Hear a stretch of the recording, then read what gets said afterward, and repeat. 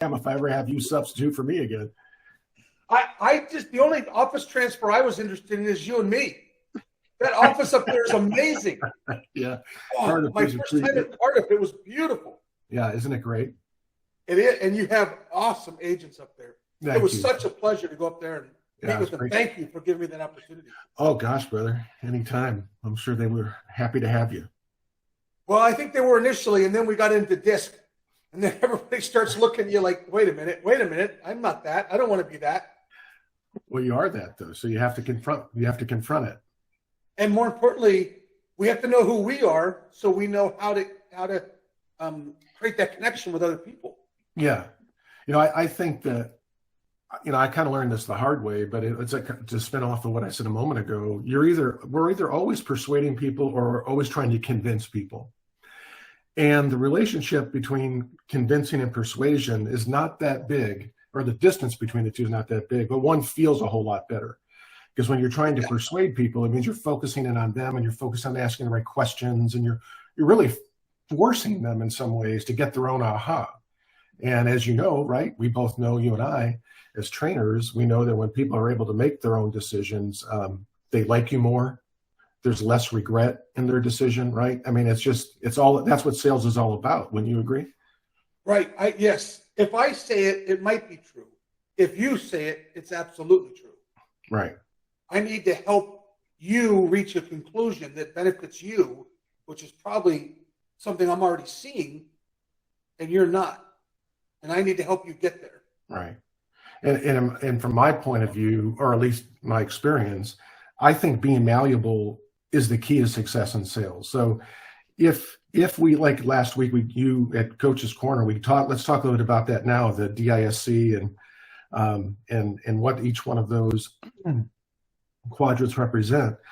But I've also self-discovered that every weakness I have is the overuse of the strength that I have. So as a high D, I tend to I can be pretty dominant. I can ask a lot of questions. I can rush the conversation along just to get to the point.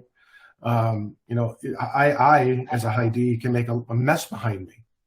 And that's why it's so great to have good OAs and agents that understand that, right? That that's just who he is. He's not a jerk. He's just a high D. And so, but if I try to sell like that to someone, like if I'm consulting with someone and it's just about me trying to be dominant in the conversation, I'm not very successful. So there is an example, I think, of my strength is of being able to make decisions, make them quickly, and keep the ball moving forward. The weakness is that if I overplay that strength, I can actually fracture key relationships. Absolutely. Well, let's get into what DISC refers to. But sure, yeah. The reason behind it and what you're saying, I completely agree. The essence of interacting with people, whether you call it sales or leadership or just having good relationships, is meeting people where they are. Right. It's not, this is who I am, take it or leave it. That's kind of a crappy way to go through life. It's understanding where other people are and being able to communicate in a way that they'll understand. Because that's the definition of communication, right? It's conveying an idea, right. Conveying a story that's in my head in such a way that the story ends up in your head. Precisely. So what is DISC? Is it's a personality profiling system, kind of general. This is not the height of psychology, but it's very effective. Would you put it that way? Yeah, it is. It helps you identify. People fall into 4 quadrants in behavior, right. and that behavior is usually demised by 2 really key things: someone's natural ability to be open with strangers, or they're self-contained, right? So there are people that are born, they're wired when they see people. They walk in a room and they're gone. Like you won't see them the rest of the night. And there are people right. kind of like me who I walk into a room and I'm looking for someone I know. And then you have the line that divides speed and how fast we move. So you have people that are indirect versus people high D, very direct. And so it's those quadrants, if you drew open, self-contained, so north, south, east-west is indirect, direct. That's what we're talking about, folks, is where people fall into those quadrants. And let's define it. We're talking around it for people who haven't heard of DISC. So the 4 personality types that we're defining are D, I, S, and C. D is a driver. D is someone who is, let's go right now. Let's get there. I don't need all your details. Don't waste my time with your story. Let's do. They're drivers. And I is an influencer. They're a people person. It's all about who's going to be involved. And for instance, real estate agents, the vast majority of you on this call right now are probably I's. Real estate agents as a whole are I's. That's right. They're relationship based. They like people. They like interacting with people. Yeah. And S, very steady. S's like things to not change. They're very good at what they do, but they don't like change. And a C is cautious. A C is your prototypical C is an engineer or an accountant, very detail based, very specific. If you've ever sat down with a client and they spent 2.5 hours going through the listing contract in detail, paragraph by paragraph, word by word, that was what we would call a high C. So that's what Steve's referring to, the 4 personality types, P, I, S, and C. And they tend to be more extrovert or introvert, and they tend to be more task-driven and more people-driven. So you can put people in those quadrants and say, like a D is an extrovert. They're go, go, go. They're out there, but they tend to be more task-driven than people-driven. Right. And an I is also an extrovert, but they're people-driven, not task-driven. And then S is also a people person, but I mean they tend to be an introvert. They're not the life of the party. They're just you're a very good friend. They're right. They tend to be accountants, engineers, those folks. Right. They succeed they don't need a lot of people around them to be successul. And a C is also task driven like a D, but they tend to be introvert. Right.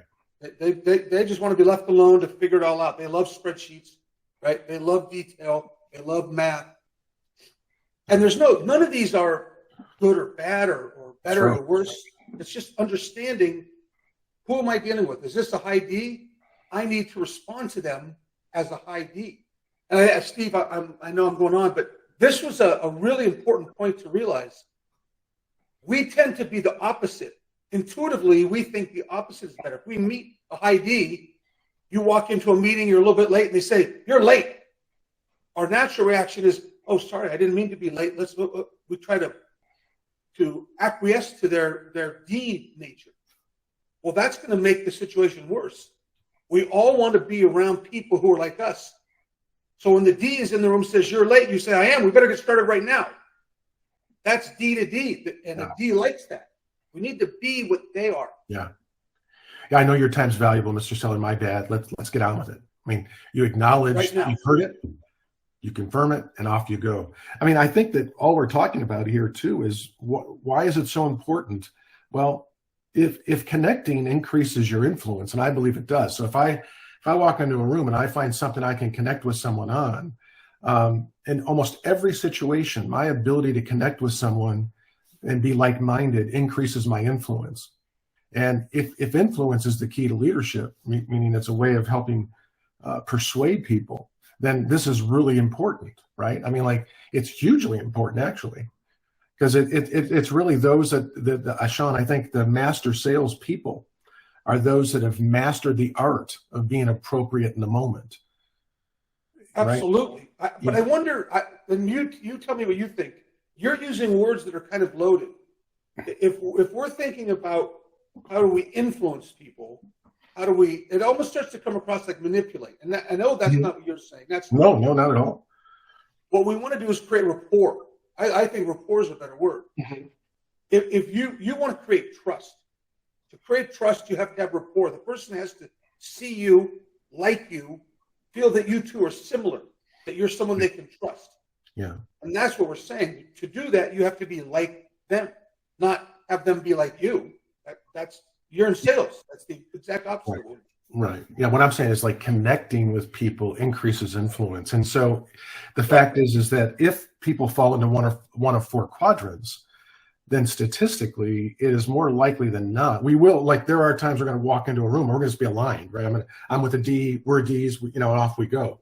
But But if I walk into a room, it's, where I go on a listening appointment, it's more likely than not that 75% of the time, that person is going to be of a different mindset or a different way of being influenced or sold. And again, I know the word or influence may have a negative connotation. I am not meaning it as a form of manipulation. It's simply meaning to state the obvious, which is if you truly want to connect with people, you have to bridge that gap that exists 75% of the time. And if you ignore it, then I think you're less likely to have a successful outcome. Is what I'm trying to say here. There was a question. Absolutely, and John asked, "I'm struggling with the difference between a C and an S," which is a very good question. So, if you don't mind, I'm going to approach that in a couple ways. Please do. And you're using just basic quadrants. So 75% of the time, I'm not going to match up. But the truth is they're not evenly distributed. D's and C's are very small. D's are less than 10% of the population. And C's, I think, are like 14%. Most people are I's and S's. So to answer John's question, I have a cheat that I use that I really like. I have a one-word question that fits each of the profiles of a disc. So a D their question is what? What's the bottom line? What's going to happen now? Right? They're what driven. And I is who driven. Who's going to be there? Who's this going to impact? Who should we get involved? It's all about the people. And S is why driven. Why are we doing it? Why are we changing? Why is this happening now? Why isn't it happening later? Why is it happening at all? A C is how driven. Okay, love your ideas. How are we going to do them? How are we going to get the resources? How is this going to line up? When you're interacting with people, you can almost hear them, even if they don't use the actual word in their speech. Very quickly, you can hear their questions revolving around either what or who or why or how. And that tells you who they are, and then you need to meet them there. Right, Steve? Absolutely. Yeah, and that's what I meant by being malleable, right? If you go into a meeting and you're unwilling to, or if you're not recognizing those subtleties, and they can be very subtle, but like to John's question, the C and the S, one is more loaded on the ego side. So if I present to someone who's a high I or an influencer, they really do want their ego as an individual to be acknowledged. So how did you become so successful? I noticed that when you in your den that you have this award, that award.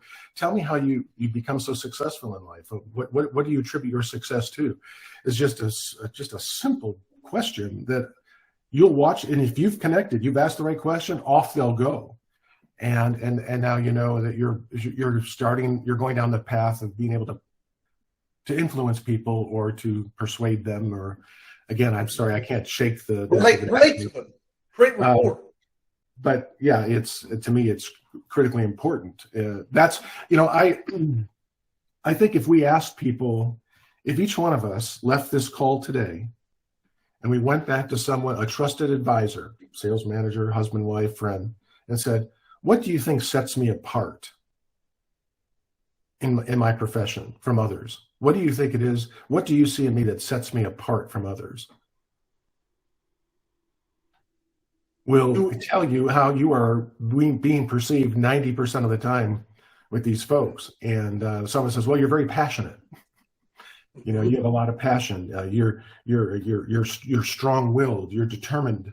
Someone's describing a D, and you have to be mindful of that, right? Because if you're sitting across from an I who wants you to identify them and their success or connect with them about what it is that makes them successful, you could walk into a situation where if you're not malleable, you could be focusing it all about you, and very little of the conversation will have to do about them, and you're losing ground. That's right. It's not complicated. One of the fun parts of this, and my love of psychology. I mean, this is all psychology. We don't say this is true out loud, but the fact is, we're interested in ourselves. We like ourselves. We want to be around people that are like us. Again, I know how much we profess on the outside. Oh, I don't like this about me, and I don't like that about me. And we tend to be very negative in our conversations with ourselves. But the truth is, we like ourselves. So when I'm talking to Steve, if I perceive him to be very much like me, I like him. And I like him because he's like me and I like me. That's our job, is to mirror the person that we're talking to, because that will create rapport, because we're similar to them. If you're interested in them and you communicate the way they do, like in a disc profile, you'll walk away and they won't get it. You know, they won't say, "Oh, I'm an S, and boy, that's Steve. He's an S too." They'll say, No, "Wow, right. that Steve guy, man. There was something about him. Did you feel it? I just like that guy." Yeah. Well, of course you like him. He was like you. That's how we operate inside. Yeah, no, I mean, we've all had that situation. Our spidey senses when we meet people are often looking at their cues. It's not just all verbal. Sometimes a high D or a high or S, they'll carry themselves a certain way. Their body language will be different. And so you'll like it or not like it. Yeah, right. So how many of us on this call, if we're being honest, have not met someone and their first impression I don't know what it is, but I don't like him or her. I can't put my finger on it. There's just something about, and I'd say 80% of the time you're right. You can be fooled on that, by the way, because people put up social masks, and this is what DISC is so good about, diving a little bit deeper, because a social mask will be how we want the world to perceive us: strong, confident, right? All of those you things. have an affection with this. Yeah. But if someone gets to know you, they find someone who's very compassionate, empathetic, and that's just a social mask they're wearing. The true you. This is what DISC tries to get to, right? It tries to identify what's your natural behavior versus a social mask that you want, how you want the world to see you. Right, what you desire to be. And right. So again, we can use cheats, right? I gave you the one-word questions that go with each one. For those of you who can, if you have a pencil and paper, I would suggest that you do this.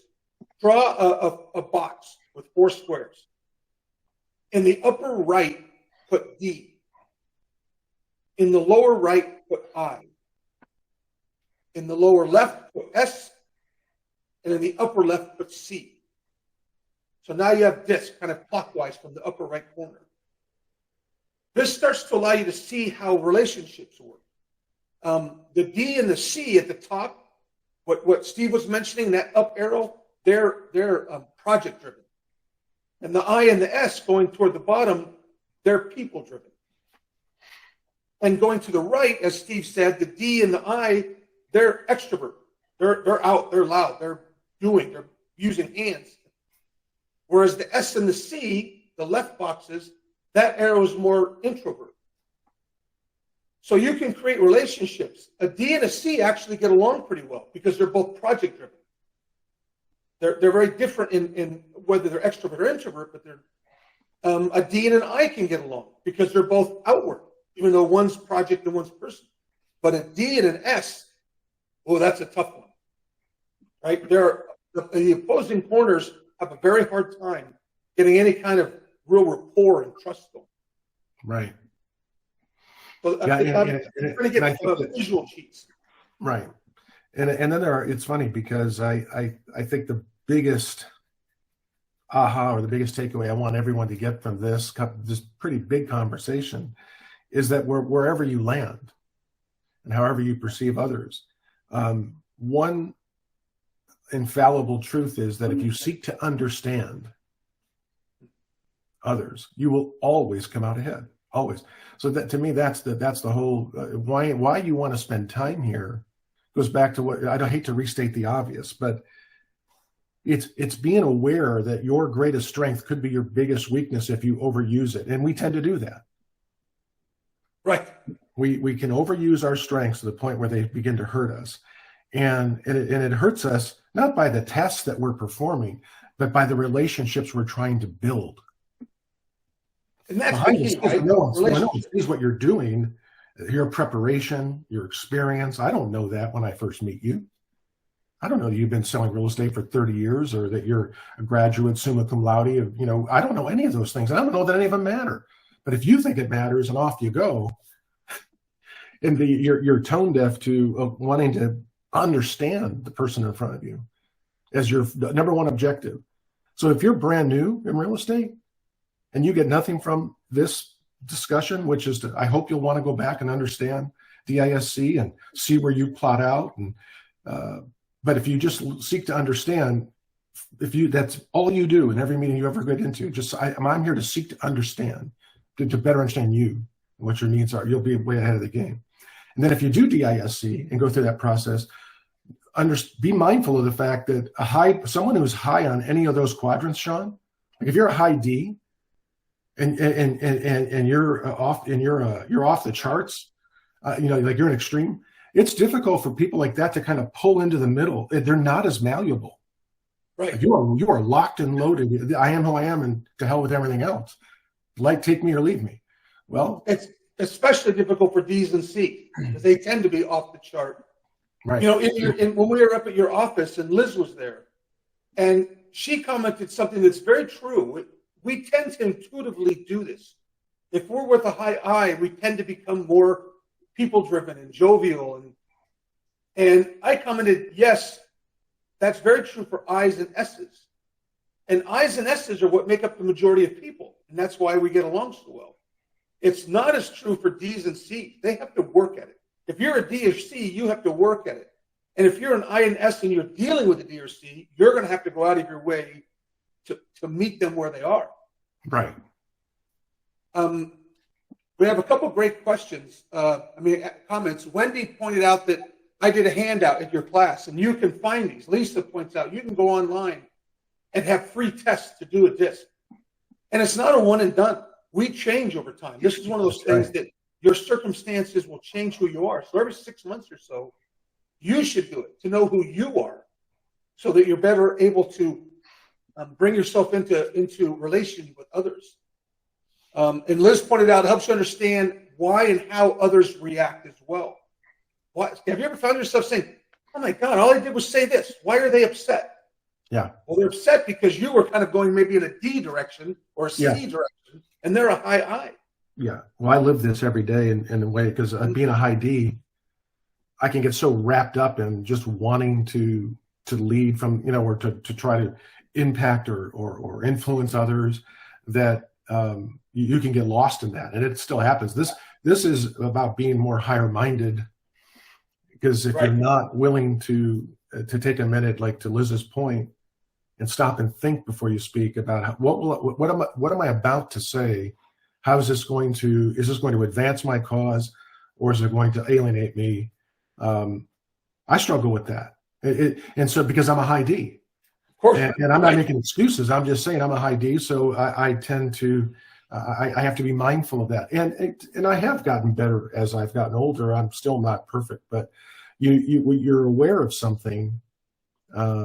You have the opportunity to be appropriate in the moment, or to modify the behavior in such a way as for it to be more productive than it would naturally be. Right, your self-awareness helps you. And I don't want to let this time run out without giving you guys, we always talk, what's the feature, what's the benefit? I want to give you a real-world benefit that you can use right now. As Steve knows, we talk about this. I'm a huge fan, he's a huge fan of the pre-listing package. Not a lot of agents use it. There's a ton of great reasons to send out a pre-listing package to your client. But for me, here's the number one reason. You send out the pre-listing package a day or two before you meet with your client. Then when you show up at their home and you knock on the door and you say, hi, I'm Sean. It's a pleasure to meet you. I know I'm 5 minutes early. Are we okay to start, or you want me to hang back? Be 5 minutes early, by the way, because every other real estate agent goes to some school somewhere that tells them to be late for everything. Be early and then point out that you're early. You'll stand out. That's a differentiator, right? Anyway, you go into their home, you put your stuff down, and you say, by the way, did you get a chance to look at my pre-listing package? You're going to get one of 4 answers. They're going to say, yeah, I saw it. It's over there somewhere. Oh, I have a high D. I now know how I'm going to speak to this person. Or they say, I did see it. It was really nice. It reminded me of something that my cousin did, because she's a real estate agent in Arizona, and she has these friends. Oh, I have a high I. I need to be very personable. I can't just charge through this like the D that I am. Or they say, I went through it, I read it, I thought it was pretty good, but I have more questions for you. I have an S. Do not be challenging these people. Don't move quickly. They're going to get upset. They're not going to follow with you. Or, God forbid, They say, I did. I went through it. I answered all the questions. You know, you had 3 misspellings. By the way, there were some grammar mistakes. Holy crap, I've got a C. I'm going to be here for 3 hours.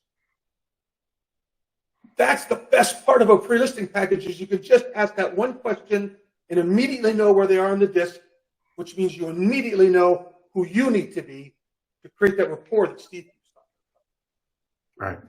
Right. Well said. I can't add anything to that other than the obvious, which is if you send a pre-listing package, it allows you to initiate the conversation with questions. And the more questions you can ask, the more you get to influence people. You know, Plato said, it's a quote of mine, those that we perceive to know more than us influence us. And that again goes back to the power of understanding behavior and being aligned or being out in front of it so that you can adapt yourself to influence others in a positive way. Sales, you know, I'm not going to apologize for the profession that we sell and that we have to lead people. I think sales is leadership. If you do it for the right reasons, you can come in with your agenda, or you can show up seeking to understand. I'm going to come from a position of curiosity in this meeting. If before you knock on the door, you just keep playing in your head a tape that says, seek first to understand, forget a dummy, don't over talk, right? Keep your agenda where it needs to be in your holster and use those things as tools, but seek to understand. You're going to ask really intelligent questions that are going to get people to like you, I think, because you're investing in them. I think that anytime you spotlight another person, they like you. You know, so if I'm malleable to who you are, and I'm identifying what it is that you like, and I'm not trying to manipulate you, I'm just trying to lead you to make an intelligent, informed decision, and the single biggest transaction you're going to make, then I'm not going to apologize for attempting to do that. You know, meaning that attempting to influence others or trying to lead them. I think that's key, and I almost want to back up because I don't think enough of us say this. Let's back up to an assumption, and the assumption is you are the right agent for them. Right. You are the person they need in this really large, really important, really complicated, and very stressful event. You have to go in knowing you are the right person. In fact, I would go so far to say, if you don't know that, or you do know it and you don't know how to create this trust, this rapport we're talking about, there's a good chance they're going to end up with the 85% of agents out there who aren't with us, who don't believe that, and who don't know what they're doing. And they might get hurt. And if you and I were in a coaching relationship, I would say that's your fault. Yeah. You didn't do a good enough job creating rapport so that they could trust you because you were the right person for them. And instead, they ended up with some agent who doesn't know what they're doing. And man, we talked about this before. You might be changing their generational wealth for 2 generations to come. You have to know that you're the right person. And then it doesn't become manipulating or influencing. It becomes, I've got to find some way to create rapport and trust to save this person before they end up with a weak agent. That's the responsibility we have as really great agents. Am I overstating that, Steve? Nope. We're locked at the hip. Of course, we're both D's. And the queen of D's is also on the call. I see Liz. She was saying, love this discussion. Yeah. I'll end my part of this, Steve, with a funny, when I was at your office guest hosting, which I really appreciated, Liz was there. And the agents were there, and they were so nice, and they were interested, and we're having this great conversation. And it had been about an hour. And I looked down, and Liz has all her stuff piled neatly on the desk, and she's on the edge of her seat. Very high D. We're done. Let's go. We've got to move on. And I said, now, if you want to see what a D looks like, it's right here. Yeah. Know who you're dealing with. Know when it's time to get out of Dodge. Right.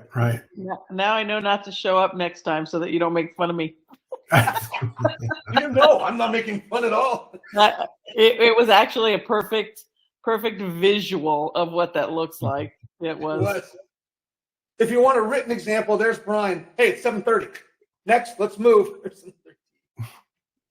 For those of you who are I's and S's, Steve and I are going to stay on after we stop the recording and answer questions. For the D's, I know you got to move on to 14 more things. And for the C's, you'll go back and review this and make notes and put it into your binder and correct the things we said that were incorrect. Fair enough? Fair enough. Yeah. Seek to understand. Seek to understand.